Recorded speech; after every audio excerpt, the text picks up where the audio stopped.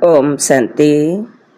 21 ଜୁଲାଇ 2025 ପ୍ରାତଃ ମୁରଲୀ। ଶିବ ଭଗବାନଙ୍କର ମଧୁର ମହାବାକ୍ୟ। ଶିବ ବାବା କହୁଛନ୍ତି, ମିଠେ ବଚେ ପୁରୁଷାର୍ଥ କରି ଭଲ ଭାବରେ ଦୈବୀ ଗୁଣ ଧାରଣ କରିବା ଉଚିତ। କାହାକୁ ବି ଦୁଃଖ ଦେବା ଉଚିତ ନୁହେଁ। ତୁମମାନଙ୍କ ଭିତରେ କୌଣସି ଆସୁରୀ ଚାଲିଚଳନ ଦେଖାଯିବା ଉଚିତ ନୁହେଁ।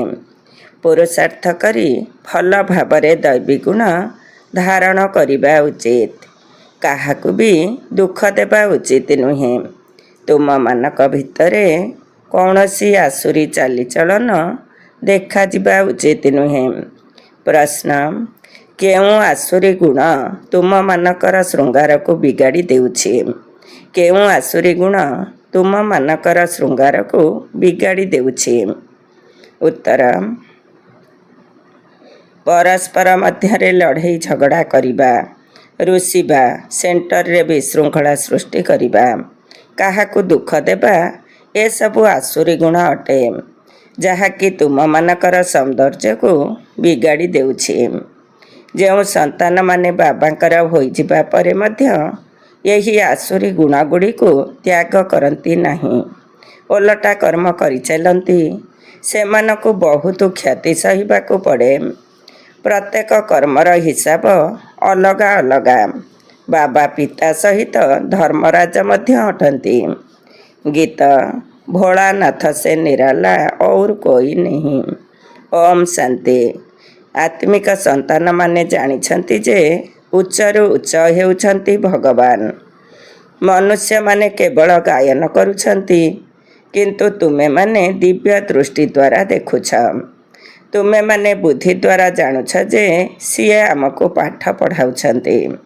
ଆତ୍ମା ହିଁ ଶରୀର ଦ୍ୱାରା ପାଠ ପଢ଼ୁଛି। ଶରୀର ଦ୍ୱାରା ସବୁକିଛି ଆତ୍ମା ହିଁ କରୁଛି। ଶରୀର ବିନାଶୀ, ଯାହାକୁ ଆତ୍ମା ଧାରଣ କରି ପାଠ କରୁଛି। ଆତ୍ମାରେ ହିଁ ସମସ୍ତ ପାଠ ନିର୍ଦ୍ଧାରିତ ହୋଇ ରହିଛି। 84 ଜନ୍ମ ମଧ୍ୟ ଆତ୍ମାରେ ନିର୍ଦ୍ଧାର୍ଯ୍ୟ ହୋଇ ରହିଛି। ତେଣୁ ପ୍ରଥମେ ନିଜକୁ ଆତ୍ମା ମନେ କରିବାକୁ ହେବ। ବାବା ହେଲେ ସର୍ବଶକ୍ତିମାନ, ଯାହାଙ୍କଠାରୁ ତୁମମାନଙ୍କୁ ଶକ୍ତି ମିଳୁଛି।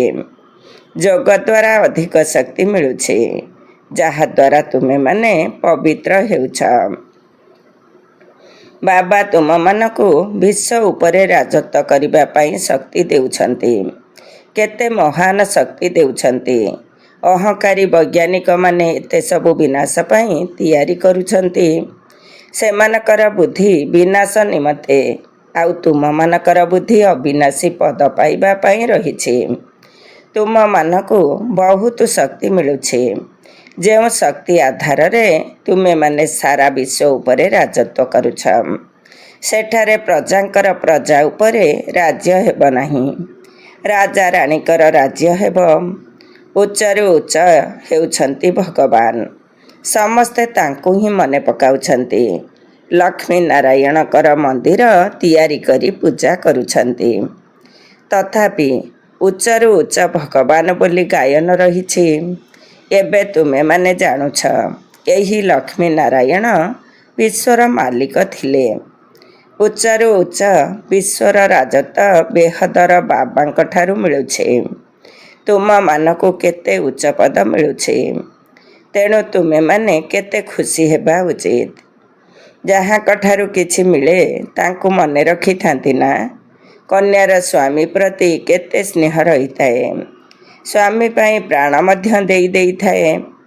ଯଦି ସ୍ୱାମୀର ମୃତ୍ୟୁ ହୋଇଯାଏ, ତେବେ ହାୟ ହାୟ କରିଥାଏ। ଇଏ ତ ପତିମାନଙ୍କର ପତି, ଯିଏକି ସର୍ବଶ୍ରେଷ୍ଠ ପଦ ପ୍ରାପ୍ତ କରାଇବା ପାଇଁ ତୁମକୁ ଦୈବୀ ଗୁଣରେ କେତେ ସଜାଉଛନ୍ତି। ତେଣୁ ତୁମମାନଙ୍କ ଭିତରେ କେତେ ନିଶା ରହିବା ଉଚିତ। ଦୈବୀ ଗୁଣ ମଧ୍ୟ ତୁମକୁ ଏହିଠାରେ ହିଁ ଧାରଣ କରିବାକୁ ହେବ। ବହୁତଙ୍କ ଭିତରେ ବର୍ତ୍ତମାନ ପର୍ଯ୍ୟନ୍ତ ଆସୁରୀ ଅବଗୁଣ ରହିଛି। ଲଢ଼େଇ ଝଗଡ଼ା, ରୁଷିବା, ସେଣ୍ଟରରେ ଧମ୍ଚକ୍ର କରିବା, ବାବା ସବୁ ଜାଣିଛନ୍ତି। ଏହିଭଳି ବହୁତ ରିପୋର୍ଟ ଆସୁଛି। କାମ ତ ମହାଶତ୍ରୁ ଅଟେ, କିନ୍ତୁ କ୍ରୋଧ ମଧ୍ୟ କମ୍ ଶତ୍ରୁ ନୁହେଁ। ଅମୁକ ପ୍ରତି ସ୍ନେହ ଅଛି, ମୋ ପ୍ରତି କାହିଁକି ନାହିଁ? ଅମୁକ କଥା ତାଙ୍କୁ ପଚାରିଲେ ମୋତେ କାହିଁକି ପଚାରିଲେ ନାହିଁ? ଏହିପରି ବହୁତ ସଂଶୟ ବୁଦ୍ଧିବାଲା ରହିଛନ୍ତି। ରାଜଧାନୀ ସ୍ଥାପନ ହେଉଛି ନା? ତେବେ ଏମାନେ କେଉଁ ପଦ ପାଇବେ? ପଦରେ ବହୁତ ଫରକ ରହିବ। ମେହତରମାନେ ମଧ୍ୟ ଦେଖ ଭଲ ଭଲ ମହଲରେ ରହିଥାନ୍ତି। କିଏ କେଉଁଠି ତ କିଏ ଆଉ କେଉଁଠି ରହୁଛନ୍ତି। ତେବେ ସମସ୍ତଙ୍କୁ ବହୁତ ପୁରୁଷାର୍ଥ କରି ଭଲ ଦୈବୀ ଗୁଣ ଧାରଣ କରିବାକୁ ହେବ। ଦେହ ଅଭିମାନରେ ଆସିଲେ ଆସୁରୀ ଚଳନୀ ହୋଇଥାଏ। ଯଦି ଦେହୀ ଅଭିମାନୀ ହୋଇ ଜ୍ଞାନକୁ ଭଲ ଭାବରେ ଧାରଣ କରିବ, ତେବେ ଉଚ୍ଚ ପଦ ପାଇବ। ଦୈବୀ ଗୁଣ ଧାରଣ କରିବାର ପୁରୁଷାର୍ଥ କରିବାକୁ ହେବ। କାହାକୁ ଦୁଃଖ ଦେବା ଉଚିତ ନୁହେଁ। ତୁମେ ଦୁଃଖହର୍ତ୍ତା ସୁଖକର୍ତ୍ତା ବାବାଙ୍କର ସନ୍ତାନ। ତେଣୁ କାହାକୁ ଦୁଃଖ ଦେବା ଉଚିତ ନୁହେଁ। ଯେଉଁମାନେ ସେଣ୍ଟରର ଦାୟିତ୍ୱ ନେଇଛନ୍ତି, ତାଙ୍କ ଉପରେ ବହୁତ ଦାୟିତ୍ୱ ରହିଥାଏ। ଯେପରି ବାବା କହୁଛନ୍ତି, ପିଲାମାନେ ଯଦି ଭୁଲ କରିବେ ତେବେ 100 ଗୁଣା ଦଣ୍ଡ ଭୋଗ କରିବାକୁ ପଡ଼ିବ। ଦେହ ଅଭିମାନ ଆସିଲେ ବହୁତ କ୍ଷତି ହୋଇଥାଏ। କାରଣ ତୁମେ ବ୍ରାହ୍ମଣମାନେ ଅନ୍ୟମାନଙ୍କୁ ସୁଧାରିବା ପାଇଁ ନିମିତ୍ତ ହୋଇଛ। ଯଦି ନିଜେ ସୁଧୁରି ନାହଁ, ତେବେ ଅନ୍ୟକୁ କ'ଣ ସୁଧାରିବ? ତେଣୁ ବହୁତ କ୍ଷତି ହୋଇଯିବ। ଏହା ପାଣ୍ଡବ ଗଭର୍ଣ୍ଣମେଣ୍ଟ ଅଟେ ନା? ସିଏ ଉଚ୍ଚରୁ ଉଚ୍ଚ ବାବା ଅଟନ୍ତି। ତା ସହିତ ସେ ଧର୍ମରାଜ୍ୟ ମଧ୍ୟ ଅଟନ୍ତି। ଧର୍ମରାଜଙ୍କ ଦ୍ୱାରା ବହୁତ ବଡ଼ ଦଣ୍ଡ ଭୋଗ କରିବାକୁ ପଡ଼ିବ। ଯଦି ଏପରି କିଛି କର୍ମ କରିବ, ତେବେ ବହୁତ କ୍ଷତି ହୋଇଯିବ। ହିସାବ ହିଁ ହିସାବ ରହିଛି। ବାବାଙ୍କ ପାଖରେ ପୁରା ହିସାବ ରହୁଛି। ଭକ୍ତି ମାର୍ଗରେ ମଧ୍ୟ ହିସାବ ରହୁଛି। କହନ୍ତି, ଭଗବାନ ତୁମମାନଙ୍କର ହିସାବ ନେବେ। ଏଠାରେ ବାବା ନିଜେ କହୁଛନ୍ତି, ଧର୍ମରାଜ ବହୁତ ହିସାବ ନେବେ। ପୁଣି ସେ ସମୟରେ କ'ଣ କରିପାରିବ? ସାକ୍ଷାତକାର ହେବ। ଆମେ ଏହା ସବୁ କରିଛୁ। ସେଠାରେ ଅଳ୍ପ ମାଡ଼ ଖାଇଥାନ୍ତି। ଏଠାରେ ତ ବହୁତ ମାଡ଼ ଖାଇବାକୁ ପଡ଼ିବ। ତୁମେମାନେ ସତ୍ୟ ଯୁଗରେ ଗର୍ଭ ଜେଲରେ ଆସିବ ନାହିଁ। ସେଠାରେ ଗର୍ଭ ମହଲ ହେବ। ସେଠାରେ କେହି ପାପ ଆଦି କରିବେ ନାହିଁ। ତେଣୁ ଏପରି ରାଜଭାଗ୍ୟ ପାଇବାକୁ ହେଲେ ପିଲାମାନଙ୍କୁ ବହୁତ ଖବରଦାର ରହିବାକୁ ପଡ଼ିବ। କେତେକ ସନ୍ତାନ ବ୍ରାହ୍ମଣୀଙ୍କ ଠାରୁ ମଧ୍ୟ ତୀକ୍ଷ୍ଣ ହୋଇଯାଉଛନ୍ତି। ତେବେ ସେମାନଙ୍କର ଭାଗ୍ୟ ବ୍ରାହ୍ମଣୀ ଠାରୁ ମଧ୍ୟ ଉଚ୍ଚ ହୋଇଯାଉଛି। ଏକଥା ମଧ୍ୟ ବାବା ବୁଝାଉଛନ୍ତି। ଭଲ ସେବା ନ କଲେ ଜନ୍ମ ଜନ୍ମାନ୍ତର ଦାସ ଦାସୀ ହେବାକୁ ପଡ଼ିବ। ବାବା ସମ୍ମୁଖକୁ ଆସିବା ମାତ୍ରକେ ପିଲାମାନଙ୍କୁ ପଚାରୁଛନ୍ତି, ପିଲାମାନେ ଦେହୀ ଅଭିମାନୀ ହୋଇ ବସିଛ? ବାବାଙ୍କର ସନ୍ତାନମାନଙ୍କ ପ୍ରତି ମହାବାକ୍ୟ ହେଉଛି, ପିଲାମାନେ ତୁମମାନଙ୍କୁ ଆତ୍ମ ଅଭିମାନୀ ହେବାର ବହୁତ ପୁରୁଷାର୍ଥ କରିବାକୁ ହେବ। ଚାଲିବା ବୁଲିବା ସମୟରେ ମଧ୍ୟ ବିଚାର ସାଗର ମନ୍ଥନ କରିବା ଉଚିତ। ଏମିତି ବହୁତ ସନ୍ତାନ ଅଛନ୍ତି, ଯେଉଁମାନେ ଭାବୁଛନ୍ତି ଆମେ ଜଲ୍ଦି ଜଲ୍ଦି ଏହି ନର୍କ ଛି ଛି ଦୁନିଆରୁ ସୁଖଧାମକୁ ଚାଲିଯିବୁ। ବାବା କହୁଛନ୍ତି, ଭଲ ଭଲ ମହାରଥୀମାନେ ମଧ୍ୟ ଯୋଗରେ ଫେଲ୍ ହୋଇଯାଉଛନ୍ତି। ସେମାନଙ୍କୁ ମଧ୍ୟ ମୁଁ ପୁରୁଷାର୍ଥ କରାଉଛି। ଯୋଗ ନଥିଲେ ଏକଦମ ତଳକୁ ଖସିଯିବେ। ଜ୍ଞାନ ତ ବହୁତ ସହଜ। ସୃଷ୍ଟିର ସାରା ଇତିହାସ ଭୂଗୋଳ ବୁଦ୍ଧିରେ ରହିଯାଉଛି। ଏମିତି ବହୁତ ଭଲ ଭଲ କନ୍ୟା ଅଛନ୍ତି, ଯେଉଁମାନେ ପ୍ରଦର୍ଶନୀ ବୁଝାଇବାରେ ବହୁତ ତୀକ୍ଷ୍ଣ ଅଟନ୍ତି। କିନ୍ତୁ ଯୋଗ ନାହିଁ, ଦୈବୀ ଗୁଣ ମଧ୍ୟ ନାହିଁ। କେବେ କେବେ ମୋର ବିଚାର ଆସୁଛି, ବର୍ତ୍ତମାନ ସନ୍ତାନମାନଙ୍କର ଅବସ୍ଥା ଦେଖ କିଭଳି। ଦୁନିଆରେ କେତେ ଦୁଃଖ ରହିଛି। ଜଲ୍ଦି ଜଲ୍ଦି ଏହା ଶେଷ ହୋଇଯାଉ। ଅପେକ୍ଷା କରି ବସିଛନ୍ତି, ଜଲ୍ଦି ସୁଖଧାମକୁ ଯିବୁ। ଯିବା ପାଇଁ ଛଟପଟ ହେଉଛନ୍ତି। କାହିଁକି ନା ବାବା ଆମକୁ ସ୍ୱର୍ଗର ରାସ୍ତା ବତାଉଛନ୍ତି। ଯେପରି ବାବାଙ୍କୁ ଦେଖିବା ପାଇଁ ଛଟପଟ ହେଉଛନ୍ତି, ଭାବୁଛନ୍ତି ଏପରି ବାବାଙ୍କ ସମ୍ମୁଖକୁ ଯାଇ ପ୍ରତିଦିନ ଶୁଣିବୁ। ଏବେ ବୁଝିପାରୁଛନ୍ତି ଯେ ଏଠାରେ କୌଣସି ଜଞ୍ଜାଳ ନାହିଁ। ବାହାରେ ରହିଲେ ସମସ୍ତଙ୍କ ସହିତ ସମ୍ପର୍କ ରଖିବାକୁ ପଡ଼ିଥାଏ, ନଚେତ ଅସୁବିଧା ହୋଇଯିବ। ସେଥିପାଇଁ ସମସ୍ତଙ୍କୁ ଧୈର୍ଯ୍ୟ ଦେଉଛନ୍ତି। ଏଥିରେ ବହୁତ ଗୁପ୍ତ ମେହନତ ରହିଛି। ଯୋଗ ବଳ ଜମା କରିବାର ମେହନତ କେହି କରୁନାହାନ୍ତି। ଗୁପ୍ତରେ ବାବାଙ୍କ ସ୍ମୃତିରେ ରହିଲେ ବାବାଙ୍କ ନିର୍ଦ୍ଦେଶରେ ମଧ୍ୟ ଚାଲିବେ, କିନ୍ତୁ ଦେହ ଅଭିମାନ ଥିବା କାରଣରୁ ବାବାଙ୍କର ନିର୍ଦ୍ଦେଶ ଅନୁସାରେ ଚାଲୁନାହାନ୍ତି। ତେଣୁ ମୁଁ କହୁଛି, ନିଜର ଚାର୍ଟ ଲେଖ ଏବଂ ଉନ୍ନତି ହେବ। ତେବେ ଉନ୍ନତି ହେବ ଏକଥା କିଏ କହୁଛନ୍ତି? ଶିବ ବାବା। ଯଦି ଶିକ୍ଷକ କାମ ଦିଅନ୍ତି ତେବେ ତାହା କରି ଆସିଥାନ୍ତି ନା? ଏଠାରେ ଭଲ ଭଲ ସନ୍ତାନମାନଙ୍କୁ ମଧ୍ୟ ମାୟା କରିବାକୁ ଦେଉନାହିଁ। ଭଲ ଭଲ ସନ୍ତାନମାନଙ୍କର ଚାର୍ଟ ବାବାଙ୍କ ପାଖକୁ ଆସିଲେ ବାବା କହିବେ ଯେ, ଦେଖ କିପରି ଯୋଗଯୁକ୍ତ ହୋଇ ରହୁଛନ୍ତି। ଭାବୁଛନ୍ତି ଆମେ ଆତ୍ମାମାନେ ଏକମାତ୍ର ପ୍ରେମିକଙ୍କର ପ୍ରେମିକା ଅଟୁ। ଶାରୀରିକ ପ୍ରେମିକା ଅନେକ ପ୍ରକାରର ଥାନ୍ତି। ତୁମେମାନେ ବହୁତ ପୁରୁଣା ପ୍ରେମିକା ଅଟ। ଏବେ ତୁମକୁ ଦେହୀ ଅଭିମାନୀ ହେବାକୁ ପଡ଼ିବ। ସେଥିପାଇଁ କିଛି ନା କିଛି ସହନ କରିବାକୁ ମଧ୍ୟ ପଡ଼ିବ। କେବେ ବି ଅହଙ୍କାରୀ ହେବା ଉଚିତ ନୁହେଁ। ବାବା ଏପରି କହୁନାହାନ୍ତି ଯେ ହାଡ଼ ମଧ୍ୟ ଦେଇଦିଅ। ବାବା କହୁଛନ୍ତି ଭଲ ସ୍ୱାସ୍ଥ୍ୟ ରଖିଲେ ସେବା ମଧ୍ୟ ଭଲ ଭାବରେ କରିପାରିବ। ବେମାର ହେଲେ ପଡ଼ି ରହିବ। କେହି ଡାକ୍ତରଖାନା ମାନଙ୍କରେ ମଧ୍ୟ ବୁଝାଇବାର ସେବା କରୁଛନ୍ତି। ତେଣୁ ଡାକ୍ତରମାନେ କହୁଛନ୍ତି ଏମାନେ ଫରିସ୍ତା ଅଟନ୍ତି। ଚିତ୍ର ସାଥିରେ ନେଇଯାଉଛନ୍ତି। ଯିଏ ଏହିପରି ସେବା କରୁଛନ୍ତି ତାଙ୍କୁ ଦୟାଳୁ କୁହାଯାଏ। ଏହିଭଳି ସେବା କରିଲେ କେହି ବାହାରିବେ। ଯେତେ ଯୋଗଯୁକ୍ତ ହୋଇ ରହିବ ତେବେ ଯୋଗବଳ ଦ୍ୱାରା ମନୁଷ୍ୟମାନଙ୍କୁ ତୁମେମାନେ ଆକର୍ଷିତ କରିପାରିବ। ଏଥିରେ ହିଁ ତାକତ ରହିଛି। ପବିତ୍ରତା ହେଉଛି ପ୍ରଥମ। କୁହାଯାଏ ପ୍ରଥମେ ପବିତ୍ରତା ଏବଂ ଶାନ୍ତି, ପରେ ସମୃଦ୍ଧି। ଯୋଗ ବଳ ଦ୍ୱାରା ତୁମେ ପବିତ୍ର ହେଉଛ। ପୁଣି ରହିଛି ଜ୍ଞାନର ବଳ। ଯୋଗରେ କେବେ ବି ଦୁର୍ବଳ ହୁଅ ନାହିଁ। ଯୋଗରେ ହିଁ ବିଘ୍ନ ପଡ଼ିଥାଏ। ଯୋଗ ବଳ ଦ୍ୱାରା ତୁମେମାନେ ମଧ୍ୟ ପବିତ୍ର ହେବ ଏବଂ ଦୈବୀ ଗୁଣ ତୁମ ଭିତରେ ଆସିବ। ବାବାଙ୍କର ମହିମାକୁ ଜାଣିଛ ନା? ବାବା କେତେ ସୁଖ ଦେଉଛନ୍ତି। 21 ଜନ୍ମ ପାଇଁ ତୁମମାନଙ୍କୁ ସଦା ସୁଖୀ ହେବାର ଯୋଗ୍ୟ କରୁଛନ୍ତି। ତେଣୁ କେବେ ବି କାହାକୁ ଦୁଃଖ ଦେବା ଉଚିତ ନୁହେଁ। କେତେକ ସନ୍ତାନ ଡିସସର୍ଭିସ ଅର୍ଥାତ୍ ଅପସେବା କରି ନିଜେ ନିଜକୁ ଯେପରି ଶ୍ରାପିତ କରୁଛନ୍ତି, ଅନ୍ୟମାନଙ୍କୁ ବହୁତ ହଇରାଣ କରୁଛନ୍ତି। କୁସନ୍ତାନ ହୋଇ ନିଜେ ନିଜକୁ ଶ୍ରାପିତ କରିଦେଉଛନ୍ତି। ଡିସସର୍ଭିସ କରିବା ଦ୍ୱାରା ଏକଦମ ରସାତଳକୁ ଚାଲି ଯାଉଛନ୍ତି।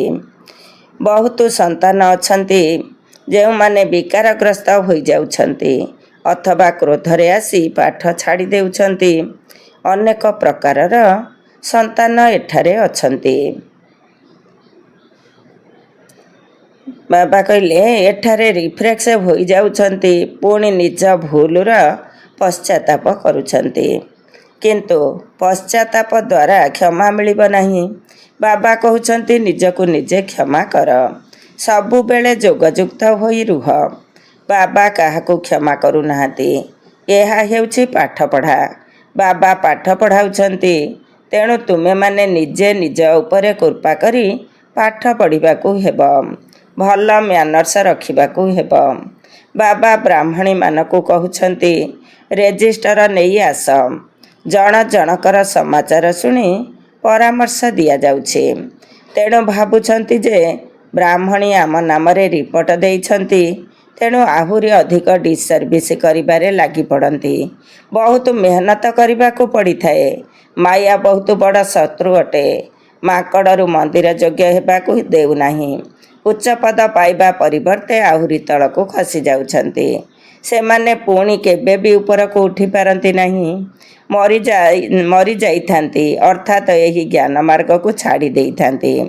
ବାବା ତୁମମାନଙ୍କୁ ବାରମ୍ବାର ବୁଝାଉଛନ୍ତି ଏହା ବହୁତ ଉଚ୍ଚ ଲକ୍ଷ୍ୟ। ତୁମମାନଙ୍କୁ ବିଶ୍ୱର ମାଲିକ ହେବାକୁ ପଡ଼ିବ। ଯେପରି ବଡ଼ ଲୋକମାନଙ୍କର ସନ୍ତାନମାନେ ବହୁତ ରାଜକୀୟ ହୋଇଥାନ୍ତି। ଯେପରି ବାପାଙ୍କର ସମ୍ମାନ ନ ଯାଉ। କେହି କହିଦେବେ ତୁମର ବାପା କେତେ ଭଲ, ମାତ୍ର ତୁମେ ଏକଦମ କୁପୁତ୍ର ଅଟ। ନିଜ ବାପାଙ୍କର ଇଜ୍ଜତକୁ ହରାଉଛ। ଏଠାରେ ସମସ୍ତେ ନିଜର ଇଜ୍ଜତକୁ ହରାଉଛନ୍ତି। ତେଣୁ ବହୁତ ଦଣ୍ଡ ଭୋଗ କରିବାକୁ ପଡ଼ୁଛି। ସେଥିପାଇଁ ବାବା ନିର୍ଦ୍ଦେଶ ଦେଉଛନ୍ତି ବହୁତ ଖବରଦାର ହୋଇ ରୁହ, ଜେଲ୍ ବାର୍ଡ଼ସ୍ ହୁଅ ନାହିଁ। ଏଠାରେ ମଧ୍ୟ ଜେଲ୍ ବାର୍ଡ଼ସ୍ ଅଛନ୍ତି। ସତ୍ୟ ଯୁଗରେ କୌଣସି ଜେଲ୍ ରହିବ ନାହିଁ। ତଥାପି ପାଠ ପଢ଼ି ଉଚ୍ଚ ପଦ ପାଇବାକୁ ହେବ। କୌଣସି ଭୁଲ କରିବା ଉଚିତ ନୁହେଁ। କାହାକୁ ଦୁଃଖ ଦେବା ଉଚିତ ନୁହେଁ। ଯୋଗର ଯାତ୍ରାରେ ରହିବାକୁ ହେବ। ଶେଷ ସମୟରେ ଯୋଗ ହିଁ କାମରେ ଆସିବ। ପ୍ରଦର୍ଶନୀରେ ଏହି ମୁଖ୍ୟ କଥା ବତାଅ। ବାବାଙ୍କ ସ୍ମୃତି ଦ୍ୱାରା ହିଁ ପବିତ୍ର ହୋଇପାରିବ। ପବିତ୍ର ହେବାକୁ ସମସ୍ତେ ଚାହୁଁଛନ୍ତି।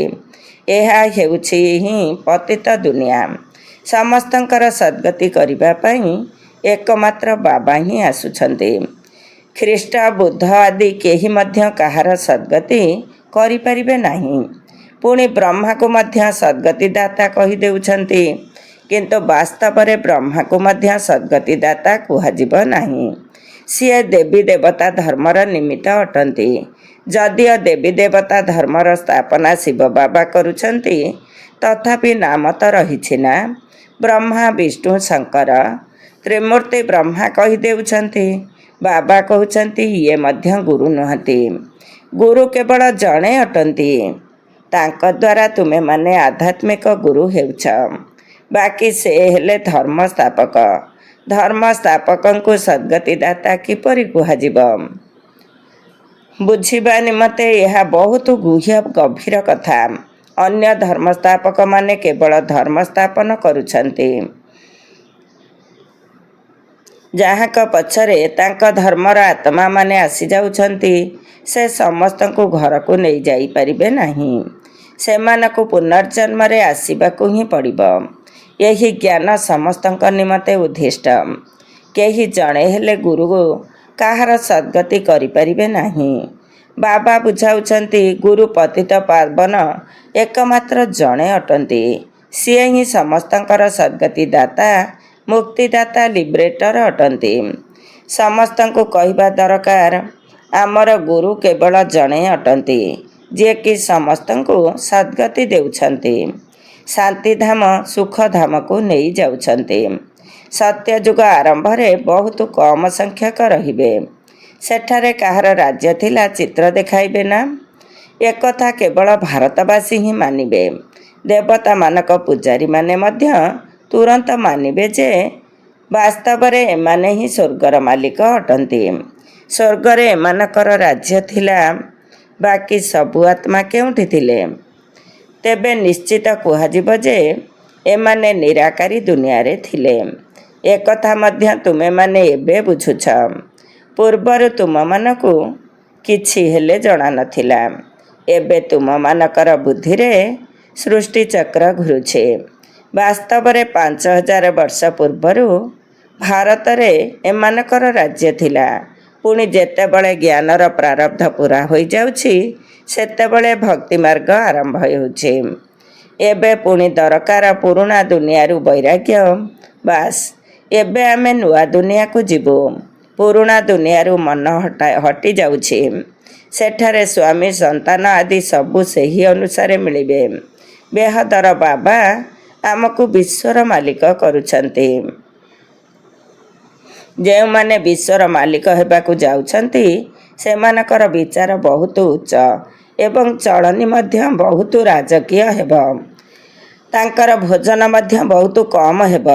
ଅଧିକ ଲୋଭ ରହିବା ଉଚିତ ନୁହେଁ। ଯୋଗଯୁକ୍ତ ହୋଇ ରହୁଥିବା ସନ୍ତାନମାନଙ୍କର ଭୋଜନ ମଧ୍ୟ ବହୁତ ହାଲକା, ସୂକ୍ଷ୍ମ ହେବ। ବହୁତଙ୍କର ଖାଇବାରେ ମଧ୍ୟ ବୁଦ୍ଧି ଚାଲିଯାଉଛି। ତୁମମାନଙ୍କ ଭିତରେ ଖୁସି ରହିଛି ଯେ ଆମେମାନେ ବିଶ୍ୱର ମାଲିକ ହେବାକୁ ଯାଉଛୁ। କୁହାଯାଏ, ଖୁସି ସଦୃଶ ଖୋରାକ ନାହିଁ। ସର୍ବଦା ଏହିପରି ଖୁସିରେ ରହିଲେ ଖାଦ୍ୟ ପାନୀୟ ମଧ୍ୟ ବହୁତ କମ୍ ହୋଇଯିବ। ବହୁତ ଖାଇବା ଦ୍ୱାରା ଭାରି ହୋଇଯାଆନ୍ତି। ପୁଣି ନିଦରେ ଢୁଳାଇଥାନ୍ତି। ଘୁଟୁକା ଖାଇଥାନ୍ତି। ପୁଣି କୁହନ୍ତି, ବାବା ନିଦ ଆସୁଛି। ତେଣୁ ଭୋଜନ ସର୍ବଦା ଏକରସ ହେବା ଉଚିତ। ଏପରି ନୁହେଁ ଯେ ଭଲ ଭୋଜନ ହେଲେ ବହୁତ ଖାଇଦେବ। ଆଚ୍ଛା,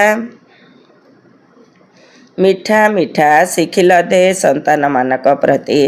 ମାତା ପିତା ବାପ ଦାଦାଙ୍କର ମଧୁର ସ୍ନେହ ସମ୍ପନ୍ନ ଶୁଭେଚ୍ଛା ଏବଂ ସୁପ୍ରଭାତ। ଆତ୍ମିକ ପିତାଙ୍କର ଆତ୍ମିକ ସନ୍ତାନମାନଙ୍କୁ ନମସ୍ତେ।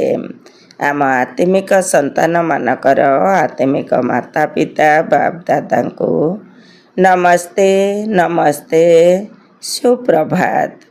ଧାରଣା ପାଇଁ ମୁଖ୍ୟ ସାର 1 ନମ୍ବର। ଆମେ ଦୁଃଖହର୍ତ୍ତା ସୁଖକର୍ତ୍ତା ବାବାଙ୍କର ସନ୍ତାନ, ତେଣୁ ଆମକୁ କାହାକୁ ବି ଦୁଃଖ ଦେବାର ନାହିଁ। ଅପସେବା କରି ନିଜେ ନିଜକୁ ଶ୍ରାପିତ କରିବାର ନାହିଁ। 2 ନମ୍ବର, ନିଜର ବିଚାରକୁ ବହୁତ ଶ୍ରେଷ୍ଠ ଏବଂ ରାଜକୀୟ ରଖିବାକୁ ହେବ। ଦୟାଶୀଳ ହୋଇ ସର୍ବଦା ସେବାରେ ତତ୍ପର ରହିବାକୁ ହେବ। ଖାଇବା ପିଇବାର ଲୋଭକୁ ତ୍ୟାଗ କରିବାକୁ ପଡ଼ିବ। ଆଜିର ବରଦାନ, ସଚ୍ଚୋଟ ହୋଇ ନିଜକୁ ବାବାଙ୍କ ସମ୍ମୁଖରେ ସ୍ପଷ୍ଟ କରୁଥିବା ଚଢ଼ତି କଳାର ଅନୁଭବୀ ହୁଅ। ସଚ୍ଚୋଟ ହୋଇ ନିଜକୁ ବାବାଙ୍କ ସମ୍ମୁଖରେ ସ୍ପଷ୍ଟ କରୁଥିବା ଚଢ଼ତି କଳାର ଅନୁଭବୀ ହୁଅ। ଡିଟେଲ୍ସ, ନିଜକୁ ଯାହା ଅଟ ଯେପରି ଅଟ ସେହିପରି ହିଁ ବାବାଙ୍କ ସମ୍ମୁଖରେ ପ୍ରତ୍ୟକ୍ଷ କରିବା, ଏହା ହିଁ ସବୁଠାରୁ ବଡ଼ରୁ ବଡ଼ ଚଢ଼ତି କଳାର ସାଧନ ଅଟେ। ବୁଦ୍ଧି ଉପରେ ଯେଉଁ ସବୁ ଅନେକ ପ୍ରକାରର ବୋଝ ରହିଛି, ସେଗୁଡ଼ିକୁ ସମାପ୍ତ କରିବାର ଏହା ହିଁ ସହଜ ବିଧି ଅଟେ। ସଚ୍ଚୋଟ ହୋଇ ନିଜକୁ ବାବାଙ୍କ ସମ୍ମୁଖରେ ସ୍ପଷ୍ଟ କରିବା ଅର୍ଥ ପୁରୁଷାର୍ଥର ମାର୍ଗକୁ ସ୍ପଷ୍ଟ କରିବା। କେବେ ବି ଚତୁରତା ପୂର୍ବକ ନିଜର ମନମତ ଏବଂ ପରମତର ଯୋଜନା କରି ବାବାଙ୍କ ବା ନିମିତ୍ତ ହୋଇଥିବା ଆତ୍ମାଙ୍କ ସମ୍ମୁଖରେ ଯଦି କୌଣସି କଥା ରଖୁଛ, ତେବେ ଏହା ମଧ୍ୟ ସଚ୍ଚୋଟତା ନୁହେଁ। ସଚ୍ଚୋଟତା ଅର୍ଥାତ ଯେପରି ବାବା ଯିଏ ଅଟନ୍ତି, ଯାହା ଅଟନ୍ତି, ପିଲାମାନଙ୍କ ସମ୍ମୁଖରେ ପ୍ରତ୍ୟକ୍ଷ ଅଟନ୍ତି, ସେହିପରି ପିଲାମାନେ ମଧ୍ୟ ବାବାଙ୍କ ସମ୍ମୁଖରେ ପ୍ରତ୍ୟକ୍ଷ ହେବା ଦରକାର। ଆଜିର ସ୍ଲୋଗାନ, ସଚ୍ଚା ତପସ୍ୱୀ ତାଙ୍କୁ କୁହାଯିବ ଯେଉଁମାନେ ସର୍ବଦା ସର୍ବସ୍ୱ ତ୍ୟାଗୀର ପୋଜିସନରେ ରହୁଥିବେ। ସଚ୍ଚା ତପସ୍ୱୀ ତାଙ୍କୁ କୁହାଯିବ ଯେଉଁମାନେ ସର୍ବଦା ସର୍ବସ୍ୱ ତ୍ୟାଗୀର ପୋଜିସନରେ ରହୁଥିବେ। ଓମ୍ ଶାନ୍ତି। ଆଜିର ଅବ୍ୟକ୍ତ ଇସାରା, ସଂକଳ୍ପ ଶକ୍ତିକୁ ଜମା କରି ଶ୍ରେଷ୍ଠ ସେବାର ନିମିତ୍ତ ହୁଅ। ବର୍ତ୍ତମାନ ହିଁ ଭବିଷ୍ୟତର ଦର୍ପଣ ଅଟେ, ତେଣୁ ବର୍ତ୍ତମାନର ସ୍ଥିତି ରୂପୀ ଦର୍ପଣ ଦ୍ୱାରା ନିଜର ଭବିଷ୍ୟତକୁ ସ୍ପଷ୍ଟ ରୂପରେ ଦେଖିପାରିବ। ଭବିଷ୍ୟତର ରାଜ୍ୟ ଅଧିକାରୀ ହେବା ପାଇଁ ଚେକ୍ କର ଯେ ବର୍ତ୍ତମାନ ସମୟରେ ମୋ ଭିତରେ ଶାସନ କରିବାର ଶକ୍ତି କେତେ ପରିମାଣରେ ରହିଛି। ପ୍ରଥମେ ନିଜର ସୂକ୍ଷ୍ମ ଶକ୍ତିଗୁଡ଼ିକ, ଯାହାକି ତୁମର ବିଶେଷ କର୍ମକର୍ତ୍ତା ଅଟନ୍ତି, ନିଜର ସଂକଳ୍ପ ଶକ୍ତି ଉପରେ ଏବଂ ବୁଦ୍ଧି ଉପରେ ସମ୍ପୂର୍ଣ୍ଣ ଅଧିକାର ରହୁ। ତେବେ ଯାଇ ନିଜର ଭବିଷ୍ୟତକୁ ଉଜ୍ଜ୍ୱଳ କରିପାରିବ। ଓମ୍ ଶାନ୍ତି।